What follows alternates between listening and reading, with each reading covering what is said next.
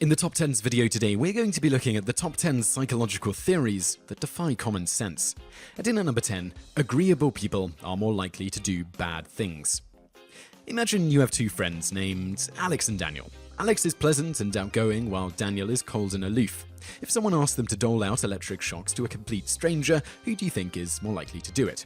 Your first answer would probably be Daniel, which is wrong according to an unpublished study in the Journal of Personality.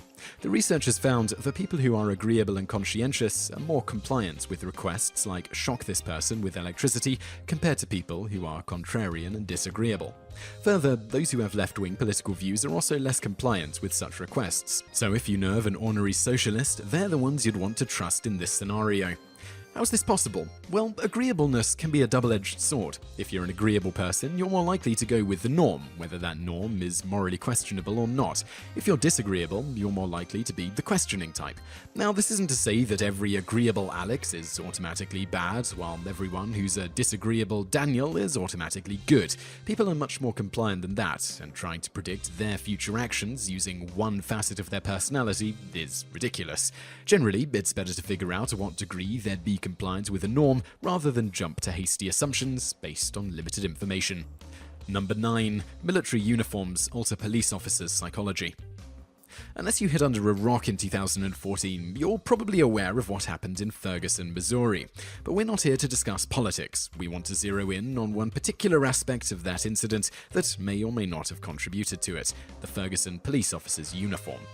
According to Maria Konnikova of The New Yorker, people associate police officers in military-style gear, for example SWAT suits, fatigues, etc., with aggression. This seems commonsensical enough, but what's really surprising is the effect of the uniforms on the police themselves. When police officers dress up for serious engagements, for example when donning SWAT gear to respond to a riot, they no longer feel like law enforcement anymore, but feel like part of a broader military machine. It gives a whole new meaning to "you are what you wear," doesn't it? Number 8. Your language affects your perception of the world. If we have "you are what you wear," we also have "you are what you speak," at least according to the university professors Lyra Brodsky and Anita Pavlenko.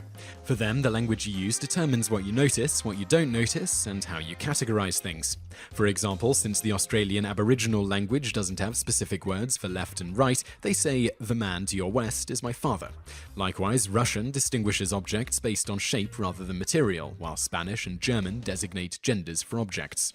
There are people who disagree with this idea. John McWhorter, a linguist from Columbia University, argues that it's not the language per se, but the culture surrounding the language that explains why bilinguals seem to switch personalities when they switch languages.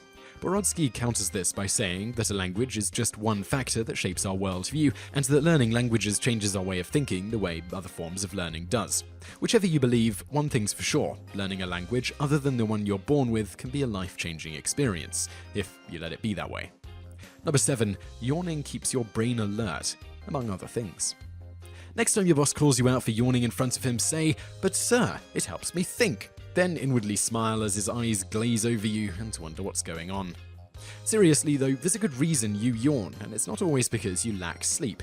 Andrew Gallup, an assistant professor from the State University of New York Psychology Department, says that humans yawn for the following reasons: to keep their own brains at optimal temperature and become more alert, to make other people more alert, which explains why contagious yawning is a thing, and as a response to weaning off certain drugs, which explains why recovering heroin addicts yawn a lot.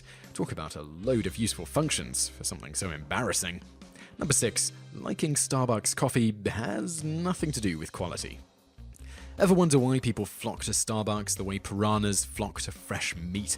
Maybe it's because Starbucks coffee is superior quality-wise to other types of coffee, or maybe not. In a blind taste test, people think Walmart's $3.88 coffee tastes just as good as $8.88 Starbucks coffee. So what is the secret to the latter's popularity, if not taste? Psychologist Dan Ariely, author of Predictably Irrational: The Hidden Forces That Shape Our Decisions, thinks he knows the answer. In his book, Ariely writes that Howard Schultz took great care to design Starbucks like a continental coffee house. Basically, the coffee store's great ambience explains why people keep coming back to the green and white two-tailed mermaid again and again. The fact that Starbucks coffee is a rewarding and familiar splurge for caffeine-thirsty office workers also helps. Number 5. Distractions bump up your productivity. Block social media. Don't check email first thing in the morning. If you're a productivity junkie, chances are you've come across these tips at some point, but it turns out they're not gospel, at least not for all people. One study by University of Copenhagen researchers showed that people who watched a funny video before completing a task made fewer mistakes than the people who were explicitly told not to watch the video beforehand. Given what we know about internet distractions, it should have worked the other way around. So what gives? 6 words. Human willpower is a finite resource. You can only do the same thing over and over again for so long before you crack and get sucked into the internet wormhole. As Jenna Wortham writes in her New York Times piece, "I took a web detour and now I feel better.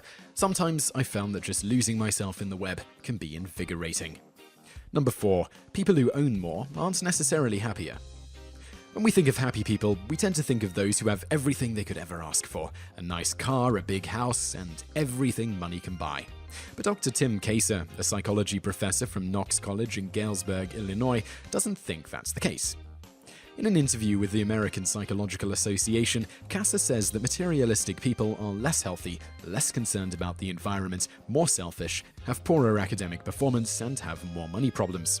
This can be explained by the main reason behind materialism. People want to own more, and more when they try to overcompensate for something or protect themselves from a perceived threat. So the next time you meet someone with more possessions than they can handle, maybe, just maybe, there's more to that person than meets the eye. Number 3. When you do favors for someone, you tend to like them more.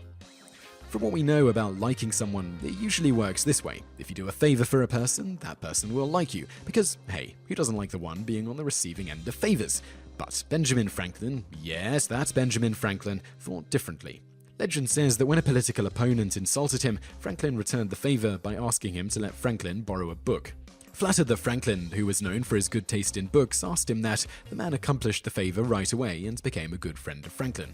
Whether or not this story is true, the Ben Franklin effect is definitely real. When a researcher challenged participants to an intellectual contest and asked them to return the prize money to him afterwards, the participants rated the researcher as more likable. One possible explanation for this baffling phenomenon is cognitive dissonance. We all want our thoughts, words, and actions to be consistent with each other. When we come across a situation causing an internal conflict between those three, we feel uncomfortable and try to equalize the conflicting sides to relieve our discomfort. To put this in the context of the Ben Franklin effect, even if you dislike the person you're doing favors for, a part of you wants to like that person, because why else would you be doing a favor for someone you don't like? Number 2. Being able to feel depression is a good sign. Let's be clear on one thing first. We're not saying that depression sufferers shouldn't seek help. If you have it, please seek professional help. That said, there's a reason that people are capable of experiencing depression in the first place. According to psychologist Jonathan Rottenberg, our high and low moods balance each other out. Without the highs, you'd be a real-life Eeyore, but with the lows, you'll be a reckless bouncing ball of sunshine. Which brings us to number 1. Positive psychology can be negative. Every day, we're bombarded with well-meaning but borderline sugary messages like, be happy, stay positive, don't be such a Debbie Downer. But, as you may suspect, this is oversimplifying things a bit. Negative emotions are hardwired into us as a sort of leftover from the days when we had to defend ourselves from the likes of saber-toothed tigers. While these types of emotions can harm us if they're left to stew and simmer, they can also push us to make more out of a bad day, as a study from the University of Liverpool suggests. In fact, according to that same study, people who are too compassionate, yes, that's totally a thing, feel emotional stress from basically being human shock absorbers to other people's negative energy. Bottom line, to be emotionally healthy, allow yourself to experience both positive and negative emotions. Once you've calmed down a bit, think about why you're experiencing them. Use your judgment to decide the best course of action at the moment, and do it. So I really hope you enjoyed that video, and I'd love to know what you think of it, so please leave a comment below. I'm also going to link over to another video that you might enjoy, so just click on that thumbnail on the screen now, and don't forget to subscribe to our channel because we put out a new video 7 days a week, and you can also visit us online. Just go to TopTenz.net. Thanks for watching.